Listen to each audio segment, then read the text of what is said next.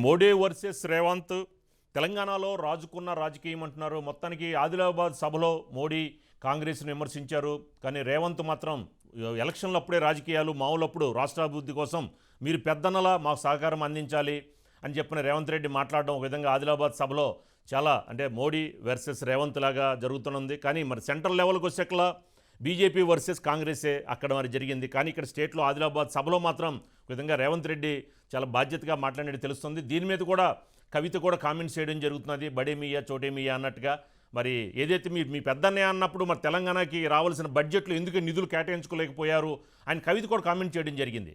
ఏంటి శ్రీకాంత్, దీనికి సంబంధించిన ఇన్ఫర్మేషన్ ఏంటి శ్రీకాంత్?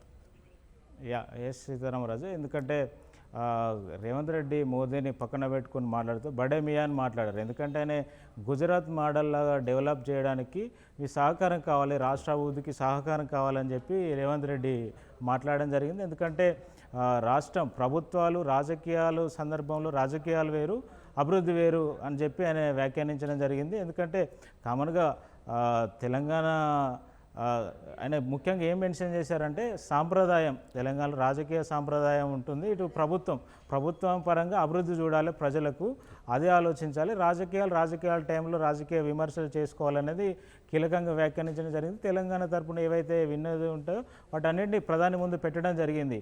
అయితే ఎట్ సేమ్ టైం అనే బడే బాయ్ అని కూడా ఆయన ప్రస్తావించడం జరిగింది. దీనిపైన విమర్శలు వస్తున్నాయి. మళ్ళీ గుజరాత్ మోడల్ ఏదైతే ఆయన వ్యాఖ్యానించారో ఆ గుజరాత్ మోడల్ అని చెప్పి మొన్న జరిగినటువంటి మీటింగ్లో కావచ్చు, కొడంగల్ సభలో ఆయన మాట్లాడుతూ గుజరాత్ మోడల్ అని చెప్పారు. అదంతా ఒట్టిదే. గుజరాత్ మోడల్ దేశానికి ఒక అద్భుత కల్పనలాగా చూపెట్టారు.